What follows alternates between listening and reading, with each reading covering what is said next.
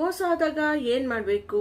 So ನಾವೇ ಅವ್ರಿಗೆ ಶಿಕ್ಷೆ ಕೊಡಬೇಕಾ, ಸೇಡ್ ತೀರಿಸ್ಕೋಬೇಕಾ, ಅಥವಾ ಒಂದಿನ ಕಾಲನೇ ಅವರಿಗೆ ಉತ್ತರ ಕೊಡುತ್ತೆ, ಅವರಿಗೆ ಶಿಕ್ಷೆ ಕೊಡುತ್ತೆ ಅಂತ ವೇಟ್ ಮಾಡಬೇಕಾ?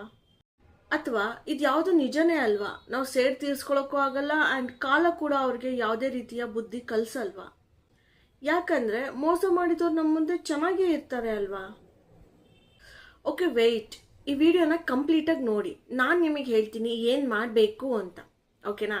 ಆ್ಯಂಡ್ ಈ ವಿಡಿಯೋದಲ್ಲಿ ಪ್ರಾಡಕ್ಟ್ಸ್ನ ಟ್ಯಾಗ್ ಮಾಡಿದ್ದೀನಿ. ಸೊ ನಿಮ್ಗೆ ಇಷ್ಟ ಆಗಿರೋ ಪ್ರಾಡಕ್ಟ್ಸ್ನ ನೀವು ಬೈ ಮಾಡ್ಬೋದು. ಆ್ಯಂಡ್ ಆಲ್ಸೋ ಹೈಪ್ ಆಪ್ಷನ್ ಇದೆ ಕಮೆಂಟ್ಸಲ್ಲಿ, ಲೆಫ್ಟಿಗೆ ಸ್ವೈಪ್ ಮಾಡಿದಾಗ. ಸೊ ಹೈಪ್ ಕೂಡ ಕೊಡಿ ನನಗೆ.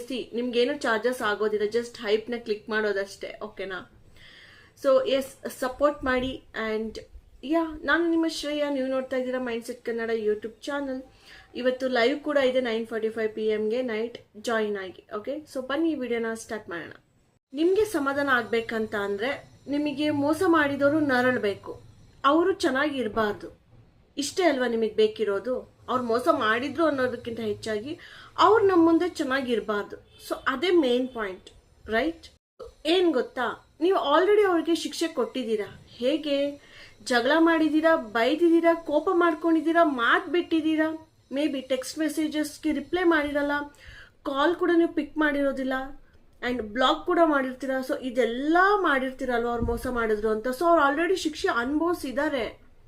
ಅದೇ ನಿಮಗೆ ಅರ್ಥ ಆಗ್ತಾ ಇಲ್ಲ ಅಷ್ಟೇ. ಇದು ಗೊತ್ತಾಗ್ತಿದೆಯಾ ನಾನು ಹೇಳ್ತಿರೋದು? ಅವ್ರಿಗೆ ಆಲ್ರೆಡಿ ನೀವು ಶಿಕ್ಷೆ ಕೊಟ್ಟಿದ್ದೀರಾ, ಬಟ್ ನಿಮಗೆ ಗೊತ್ತಿಲ್ಲ ಅದು ಶಿಕ್ಷೆ ಅಂತ. ಯಾಕೆ ನಿಮಗೆ ಗೊತ್ತಾಗ್ತಿಲ್ಲ?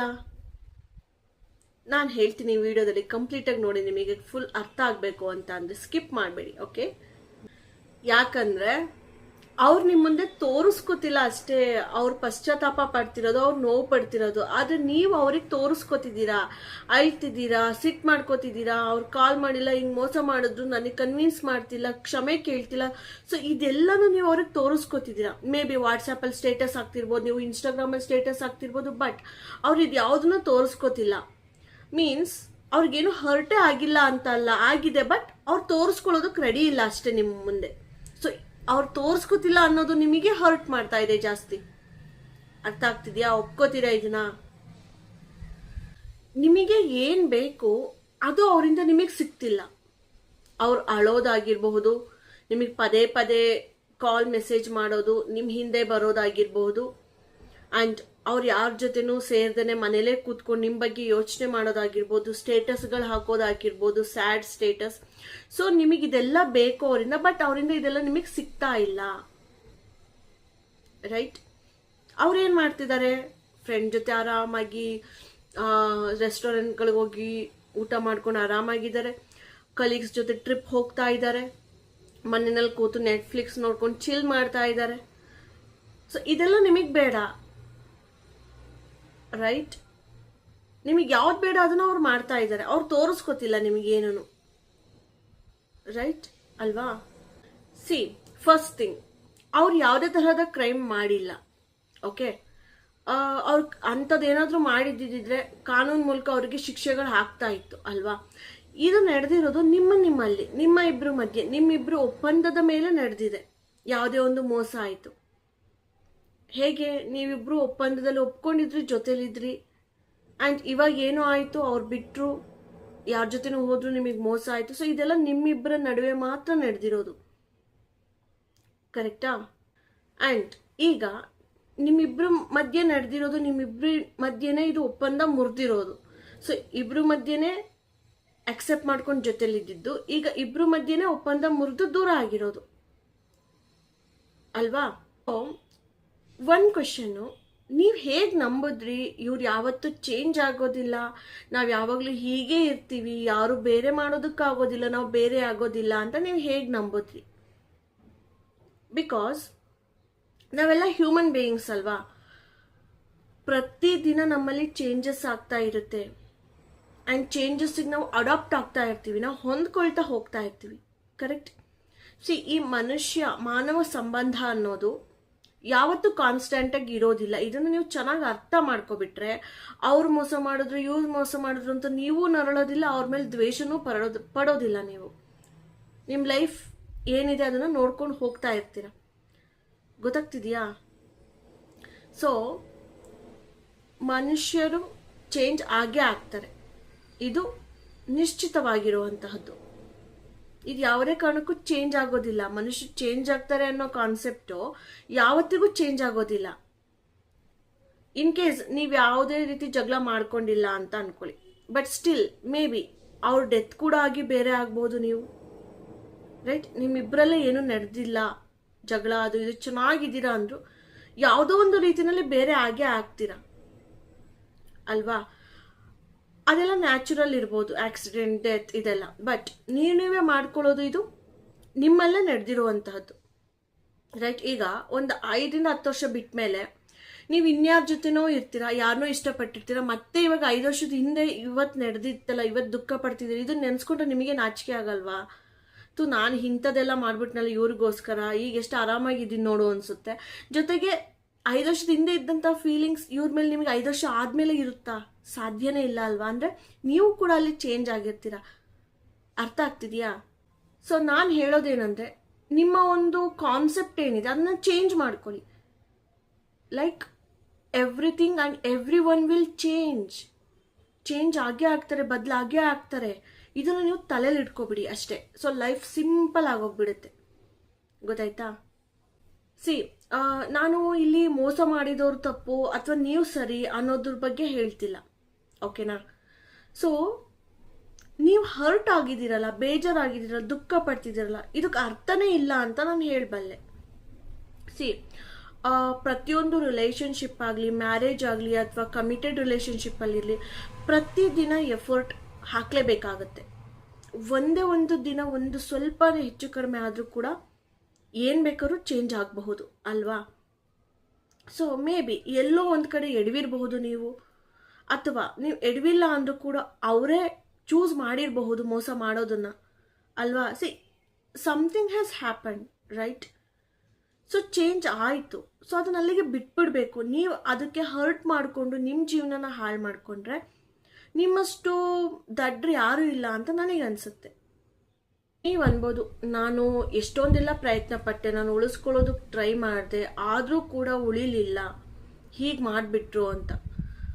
ಬಟ್ ನನಗೇನು ಅನಿಸ್ತಿದೆ ಗೊತ್ತಾ? ಸೊ ನೀವು ಪ್ರಯತ್ನ ಪಟ್ರಿ ಉಳಿಸ್ಕೊಳ್ಳೋಕ್ಕೆ, ನೀವು ಆ್ಯಕ್ಚುಲಿ ಪ್ರಯತ್ನ ಪಟ್ಟಿರೋ, ನೀವು ಬೇಡ್ಕೋತಿದ್ದೀರಾ ಅವ್ರನ್ನ, ಭಿಕ್ಷೆ ಬೇಡ್ತಿದ್ದೀರಾ ಅವ್ರ ಹತ್ರ ಪ್ರೀತಿಗಾಗಿ, ಅವ್ರನ್ನ ಉಳಿಸ್ಕೊಳ್ಳೋದಕ್ಕಾಗಿ.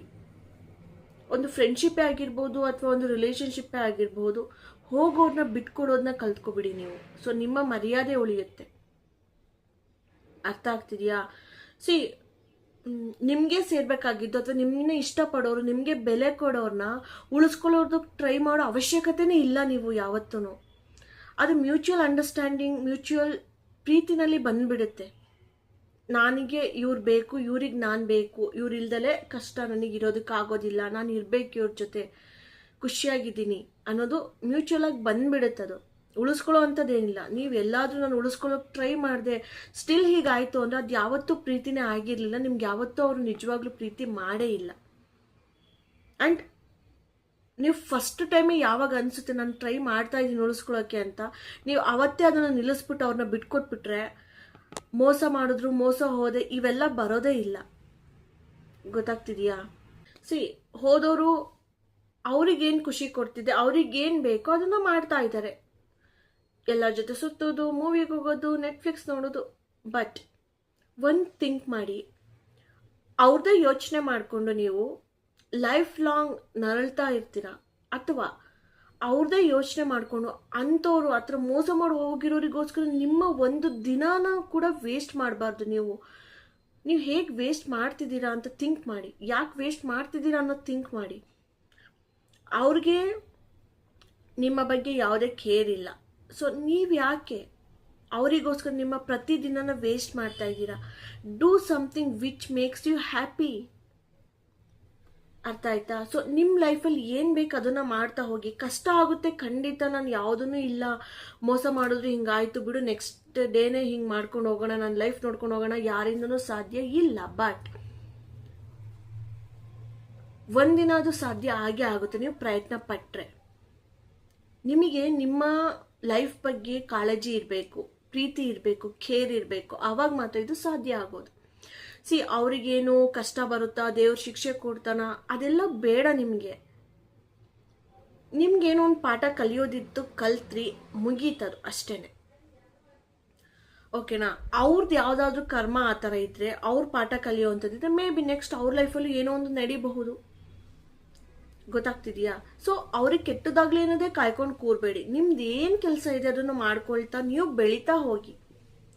ಒಂದೊಂದ್ಸಲ ಏನಾಗುತ್ತೆ ಗೊತ್ತಾ, ಅವ್ರಿಗೇನು ಕೆಟ್ಟದಾಗುತ್ತೆ ಅನ್ನೋದಕ್ಕಿಂತ ನಿಮ್ಮ ಒಂದು ಸಕ್ಸಸ್ ಇದೆಯಲ್ಲ, ಅದೇ ಅವ್ರಿಗೆ ಹೊಟ್ಟೆ ಉರ್ಸೋ ಅಂಥದ್ದಾಗಿರುತ್ತೆ ಉತ್ತರ. ಅದೇ ಉತ್ತರ ಆಗಿರುತ್ತೆ ಅವರಿಗೆ. ಗೊತ್ತಾಯ್ತಾ? ಆದ್ರಿಂದ ನಿಮ್ಮ ಮೇಲೆ ನೀವು ವರ್ಕ್ ಮಾಡಿ. ಅವ್ರಿಗೆ ಏನು ಕೆಟ್ಟದಾಗುತ್ತೆ ಅದು ಬೇಕಾಗಿಲ್ಲ ನಿಮಗೆ. ಅದು ಏನಾಗಬೇಕು ಆಗೋ ಟೈಮಿಗೆ ಅವ್ರಿಗೆ ಆಗುತ್ತೆ. ಅರ್ಥ ಆಯ್ತಾ? ಸೊ ನಿಮ್ಮ ಸಕ್ಸಸ್ ಮುಖಾಂತರ ಅವರಿಗೆ ಉತ್ತರ ಕೊಡಿ. ನಿಮ್ಮನ್ನೇ ನಂಬಿರೋ ನಿಮ್ಮ ಪೇರೆಂಟ್ಸ್ ಮೇಲೆ ಕಾಳಜಿ ತೋರಿಸಿ, ನಿಮ್ಮ ಭವಿಷ್ಯದ ಮೇಲೆ ಕಾಳಜಿ ತೋರಿಸಿ. ಅರ್ಥ ಆಗ್ತಿದೆಯಾ? ನೆಕ್ಸ್ಟ್ ನಿಮ್ಗೆ ಯಾರು ಸಿಗ್ತಾರ ಅವ್ರ ಜೊತೆ ಚೆನ್ನಾಗಿರೋದನ್ನ ಕಲ್ತ್ಕೊಳ್ಳಿ. ಗೊತ್ತಾಗ್ತಿದ್ಯಾ? ಸೊ ಕೊರಗೋದನ್ನ ಇವತ್ತೇ ಈಗಲೇ ಸ್ಟಾಪ್ ಮಾಡಿ ಅಷ್ಟೇನೆ. ಅದು ಆಯ್ತು, ಆಗೋಯ್ತು, ಆಗ್ಬೇಕಿತ್ತು, ನೀವು ಪಾಠ ಕಲಿಬೇಕಿತ್ತು, ಮುಗೀತು ಅಷ್ಟೇನೆ. ಸೊ ಮತ್ತೆ ಅಂಥವ್ರಿಗೆ ಚಾನ್ಸ್ ಕೊಡೋಲ್ಲ ನೀವು, ಅಲ್ವಾ? ಇವಾಗ ಗೊತ್ತಾಗಿರುತ್ತೆ ಅಂಥವ್ರ ಬಿಹೇವಿಯರ್ ಹೆಂಗಿರುತ್ತೆ ಏನು ಅಂತ. ನೆಕ್ಸ್ಟ್ ನಿಮ್ಮ ಲೈಫಲ್ಲಿ ನೀವು ತುಂಬ ಕೇರ್ಫುಲ್ ಆಗಿ ಇರ್ತೀರ, ರೈಟ್? ಗೊತ್ತಾಗ್ತಿದ್ಯಾ? ಫ್ಯೂ ಇಯರ್ಸ್ ಬಿಟ್ಟು ನೋಡಿದ್ರೆ ನಿಮಗೆ ಅನ್ಸುತ್ತೆ, ನಾನು ಹೋಗಿ ಹೋಗಿ ಆ ಥರ ಎಲ್ಲ ಆಡಿದ್ನಲ್ಲಪ್ಪ ಅಂತ ಅಂದ್ಬಿಟ್ಟು. ಓಕೆನಾ? ಸಿ ಇವೆಲ್ಲ ಈ ಕ್ಷಣದ ನಿರ್ಧಾರ ಅಷ್ಟೇನೆ, ಈ ಕ್ಷಣದ ಭಾವನೆಗಳು. ಸೊ ಇದಕ್ಕೋಸ್ಕರ ಯಾವುದೇ ಕಾರಣಕ್ಕೂ ಜೀವ ಕಳ್ಕೊಳ್ಳೋದಾಗ್ಲಿ ಅಥವಾ ನಿಮ್ಮ ಕೆರಿಯರ್ನ ಹಾಳು ಮಾಡ್ಕೊಳ್ಳೋದಾಗ್ಲಿ ಯಾವತ್ತೂ ಮಾಡೋದಕ್ಕೆ ಹೋಗ್ಬೇಡಿ. ಓಕೆನಾ? ಸೊ ಟೈಮ್ ಕೊಟ್ಟು ನೋಡಿ, ಎಲ್ಲದಕ್ಕೂ ಎಲ್ಲದೂ ಚೇಂಜ್ ಆಗುತ್ತೆ. ಅವರೇ ಚೇಂಜ್ ಆಗಿದ್ದಾರೆ, ಅಷ್ಟೊಂದು ನಂಬಿರೋದು ನೀವು ಅವ್ರನ್ನ, ಅಂಥವರೇ ಚೇಂಜ್ ಆಗಿದ್ದಾರೆ ಅಂದರೆ ನಿಮ್ಮ ಇವಾಗಿನ ಈ ಭಾವನೆ, ಈ ನೋವು ಚೇಂಜ್ ಆಗಲ್ವಾ? ಖಂಡಿತವಾಗಿ ಆಗೇ ಆಗುತ್ತೆ ಅಲ್ವಾ? ಸೊ ಸ್ವಲ್ಪ ಸಮಯ ಕೊಟ್ಟು ನೋಡಿ ನೀವು. ಅರ್ಥ ಆಗ್ತಿದ್ಯಾ? ಅವ್ರನ್ನ ದ್ವೇಷ ಮಾಡೋದಕ್ಕಿಂತ ಓಕೆ, ನನ್ನಲ್ಲಿರೋ ಎಷ್ಟೊಂದು ನೆಗೆಟಿವ್ಸ್ನ ಅವ್ರು ರಿಮೂವ್ ಮಾಡಿದ್ರು, ನನ್ನಲ್ಲಿದ್ದಂತಹ ಗುಣಗಳನ್ನ ಚೇಂಜ್ ಮಾಡಿದ್ರು. ನಾನು ತುಂಬ ಹೆದರ್ಕೋತಿದ್ದೆ, ತುಂಬ ನಾಚಿಕೆ ಪಡ್ತಾ ಇದ್ದೆ. ಸೊ ಇದನ್ನೆಲ್ಲ ಚೇಂಜ್ ಮಾಡಿ ನಾನು ಇವಾಗ ತುಂಬ ಧೈರ್ಯವಂತಳಾಗಿದ್ದೀನಿ. ಸೊ ಎಷ್ಟೊಂದು ನಿಮಗೆ ಕೊಟ್ಟು ಹೋಗಿರ್ತಾರೆ ಅವರು. ಸೊ ಅದನ್ನ ನೆನೆಸ್ಕೊಂಡು ಅದಕ್ಕೆ ಥ್ಯಾಂಕ್ಸ್ ಹೇಳಿ. ಅರ್ಥ ಆಗ್ತಿದೆಯಾ? ಸೊ ನಿಮ್ಮ ಫೀಲಿಂಗ್ಸ್ನ ಯಾರ ಮೇಲೂ ಡಿಪೆಂಡ್ ಮಾಡ್ಕೋಬೇಡಿ. ಬಿಕಾಸ್ ನೀವು ಆಲ್ರೆಡಿ ಇವಾಗ ಬುದ್ಧಿ ಕಲ್ತಿದ್ದೀರ, ರೈಟ್? ಆ್ಯಕ್ಚುಲಿ ಮುಂದೆ ನಿಮ್ಮ ಜೀವನ ಇನ್ನೂ ಒಳ್ಳೆ ರೀತಿಯಲ್ಲಿ ಶೇಪ್ ಹಾಕೋದಕ್ಕೆ ಇವರು ಸಹಾಯ ಮಾಡಿದ್ದಾರೆ ನಿಮಗೆ. ಗೊತ್ತಾಗ್ತಿದೆಯಾ? ಲೈಫಲ್ಲಿ ಇನ್ನೂ ಬೇರೆ ಬೇರೆ ಚಾಲೆಂಜಸ್ ಬರಬಹುದು ನಿಮಗೆ. ಮೇ ಬಿ ಅದಕ್ಕೆ ರೆಡಿ ಆಗೋದಕ್ಕೋಸ್ಕರ ದೇವರು ಇವ್ರನ್ನ ನಿಮ್ಮ ಲೈಫಿಗೆ ಕಳಿಸಿ ನಿಮ್ಮನ್ನ ಚೇಂಜ್ ಮಾಡೋ ರೀತಿ ಮಾಡಿರಬಹುದು ಅಲ್ವಾ? ಸೊ ಆದಷ್ಟು ಪ್ರತಿಯೊಂದರಲ್ಲೂ ಪಾಸಿಟಿವಿಟಿನ ಹುಡುಕಿ. ಗೊತ್ತಾಯ್ತಾ? ಅವ್ರ ಮೇಲೆ ಥಿಂಕ್ ಮಾಡ್ತಾ ಟೈಮ್ ವೇಸ್ಟ್ ಮಾಡಲೇಬೇಡಿ. ಅವ್ರಿಗೋಸ್ಕರ ಏನು ಟೈಮ್ ಇನ್ವೆಸ್ಟ್ ಮಾಡ್ತಿದ್ದೀರಾ ಥಿಂಕ್ ಮಾಡೋದಕ್ಕೆ, ದುಃಖ ಪಡೋದಕ್ಕೆ, ಆ ಟೈಮ್ನೆಲ್ಲ ನಿಮ್ಮ ಮೇಲೆ ಇನ್ವೆಸ್ಟ್ ಮಾಡಿ, ನಿಮ್ಮ ಮೇಲೆ ಕಾನ್ಸಂಟ್ರೇಟ್ ಮಾಡಿ. ನೀವು ಹೇಗೆ ಕಾಣ್ತಿದ್ದೀರಾ? ಓಕೆ, ಒಳ್ಳೆ ಹೇರ್ ಕಟ್ ಬೇಕಾ ಮಾಡಿಸಿ, ಪಾರ್ಲರಿಗೆ ಹೋಗಿ ಫೇಶಿಯಲ್ ಮಾಡಿಸ್ಬೇಕಾ ಮಾಡಿ, ಜಿಮ್ಮಿಗೆ ಸೇರ್ಬೇಕಾ ಸೇರಿ, ವರ್ಕ್ ಆನ್ ಯುವರ್ ಸೆಲ್ಫ್. ಓಕೆನಾ? ಸೊ ಆ ಟೈಮ್ನೆಲ್ಲ ನಿಮ್ಮ ಮೇಲೆ ಹಾಕಿ ನೀವು ಹೇಗೆ ಚೆನ್ನಾಗಿ ಆಗಬೇಕು ಅದ್ರ ಕಡೆ ಗಮನ ಕೊಡಿ. ಗೊತ್ತಾಗ್ತಿದ್ಯಾ? ಅಂಥವ್ರು 10 ಹುಡುಗಿರಲ್ಲ, 10 ಹುಡುಗರಲ್ಲ, ಎಷ್ಟು ಬೇಕಾದ್ರೂ ನಿಮ್ಮನ್ನ ಇಷ್ಟಪಡೋರು ಮುಂದೆ ಸಿಗ್ತಾರೆ. ಯಾವಾಗ ನೀವು ಒಳ್ಳೆ ರೀತಿಯಲ್ಲಿ ಶೇಪ್ ಆಗ್ತೀರಾ ಆವಾಗ, ಮೆಂಟಲಿ ಮತ್ತು ಫಿಸಿಕಲಿ. ಅರ್ಥ ಆಗ್ತಿದೆಯಾ? ಸೊ ಕೊನೆಯದಾಗಿ ಹೇಳ್ಬೇಕಂದ್ರೆ, ಅವ್ರಿಗೆ ಯಾಕೆ ಕೆಟ್ಟದಾಗಲಿ ಅಂತ ಕಾಯಬೇಡಿ. ಅವ್ರು ಹೋದ್ಮೇಲೆ ನಿಮ್ಮ ಲೈಫಲ್ಲಿ ಎಷ್ಟೆಲ್ಲ ಒಳ್ಳೇದಾಯಿತು, ಎಷ್ಟೆಲ್ಲ ನಿಮ್ಮ ಲೈಫಲ್ಲಿ ನೀವು ಒಳ್ಳೆ ವಿಚಾರಗಳನ್ನ ತಂದುಕೊಂಡ್ರಿ, ಒಳ್ಳೇದು ಆಗ್ತಾ ಬಂತು. ಸೊ ಇದ್ರ ಬಗ್ಗೆ ಗಮನ ಕೊಟ್ಟು, ಇದ್ರ ಬಗ್ಗೆ ಗ್ರ್ಯಾಟಿಟ್ಯೂಡ್ನ ಇಟ್ಕೊಂಡು ಖುಷಿಯಾಗಿ ಜೀವನ ಮಾಡಿ. ಅರ್ಥ ಆಯ್ತಾ? ಸೊ ಈ ವಿಡಿಯೋ ಹೆಲ್ಪ್ ಆಯಿತು ಅಂತ ಅಂದ್ಕೊಂಡಿದ್ದೀನಿ ಗೈಸ್. ಆ್ಯಂಡ್ ಸಪೋರ್ಟ್ ಮಾಡಿ, ಇನ್ನೂ ಜಾಸ್ತಿ ಕಮೆಂಟ್ ಮಾಡಿ, ಲೈಕ್ ಮಾಡಿ, ವಿಡಿಯೋನ ಶೇರ್ ಮಾಡಿ ಯಾರಿಗೆ ಅವಶ್ಯಕತೆ ಇದೆ.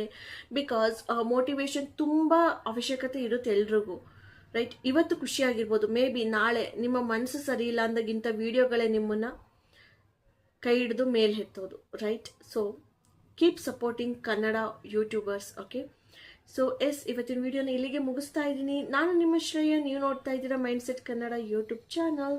ಸಬ್ಸ್ಕ್ರೈಬ್ ಮಾಡಿ ಆ್ಯಂಡ್ ಜಾಸ್ತಿ ಸಪೋರ್ಟ್ ಮಾಡಿ. ಸೊ ಗೈಸ್, ನೆಕ್ಸ್ಟ್ ವಿಡಿಯೋದಲ್ಲಿ ಸಿಗ್ತೀನಿ. ಅಲ್ಲಿವರೆಗೂ take care, bye, see you all.